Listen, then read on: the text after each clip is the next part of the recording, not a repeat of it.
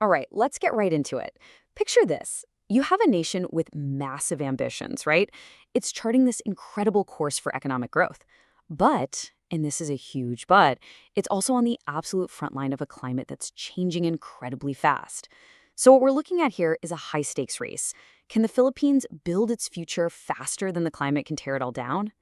First, to really get the challenge here, you have to understand the geography. We're not talking about one big landmass. We're talking about an archipelago of over 7,000 islands. It's this scattered, beautiful, and, you guessed it, uniquely vulnerable collection of communities, all surrounded by the sea. And this nation is absolutely on the move. I mean, before the pandemic, its GDP was cruising at an average of 5% a year. And in 2022, it hit a staggering 7.6%. This is a country with some serious momentum, and it's aiming to become an upper-middle income country by 2025. The ambition is definitely there. But here it is, the question that really frames this whole story. What happens when all that forward momentum collides with the physical reality of a planet that's in flux? What if the very ground beneath this amazing economic rise is, well, becoming unstable? So, let's start with the immense pressure this archipelago's under. And just to be clear, this isn't some problem for the future. This is happening right now. You could say the Philippines is running a kind of climate gauntlet. You see, human-induced climate change is making heavy rainfall even heavier, which leads to devastating floods and landslides.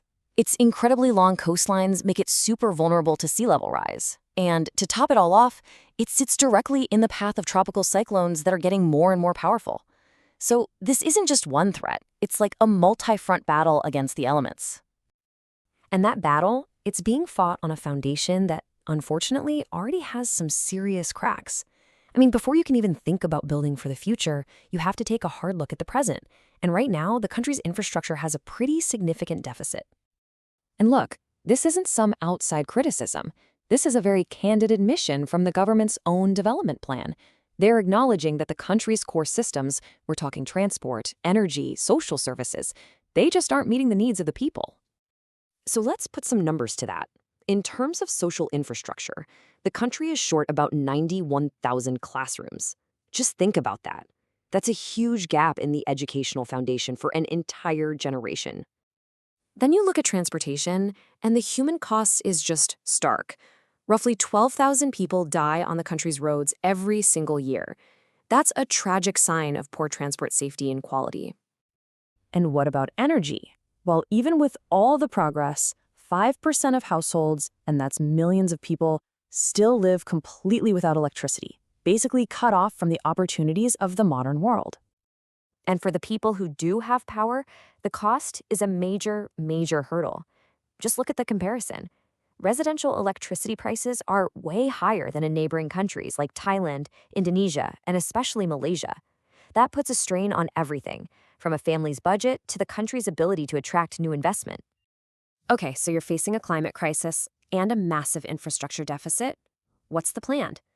Well, it's a really ambitious strategy called Build Better More, and it's a blueprint designed to tackle both of these challenges head on. The whole plan really rests on three main ideas. First up, spend big. We're talking about keeping infrastructure investment at a massive 5 to 6% of GDP. Second, build smart. This means making climate resilience a totally non-negotiable part of every single project. And third, partner up. The goal here is to supercharge public-private partnerships to bring in all that private sector cash and expertise. So what does all this actually look like in practice? Well, we're talking about a unified transportation master plan, modernizing ports for that vital nautical highway that connects the islands, expanding railways, but also building paths for cyclists and pedestrians. In energy, it means big reforms to lower prices and really boost renewables. And, of course, a huge upgrade to the country's digital backbone. Now, that all sounds great on paper, right? But what does building smart and resilient really truly look like on the ground, or, in this case, on the water? Well, the answer might actually surprise you. For a nation that's so defined by water, sometimes the most resilient infrastructure isn't about fighting the elements at all. It's about floating with them. So let's look at this fascinating case study, floating hospitals. This is a perfect example of what we're talking about. Infrastructure that is, by its very nature, totally flood-proof. A hospital ship is pretty much exactly what it sounds like, a fully equipped medical center that floats. The idea itself is ancient, but for a country like the Philippines, it's more relevant today than ever before. And when I say fully equipped, I mean it. We're not talking about some little clinic on a boat. No, a ship like the USNS Mercy has 1,000 patient beds, multiple operating theaters, ICUs, dental clinics, labs. It even has its own oxygen-producing plants. They really are completely self-contained hospitals. And here's why they're so brilliant. They have this dual value.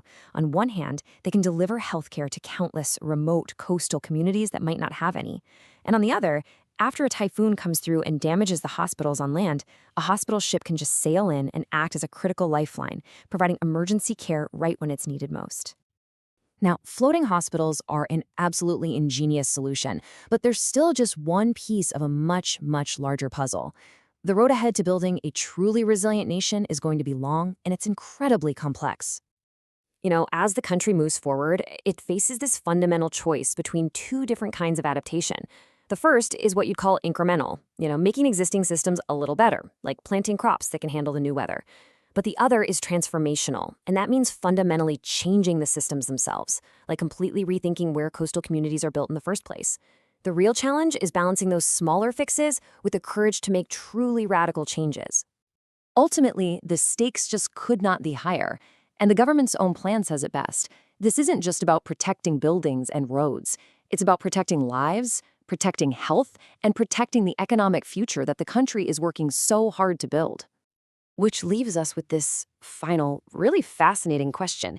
Can a nation of islands, a nation defined by its relationship with the water and its exposure to the climate, actually innovate its way to a whole new kind of strength? Can it turn those vulnerabilities into a catalyst for creating a future that's truly modern, connected, and resilient? The blueprint is there, and the work has already begun.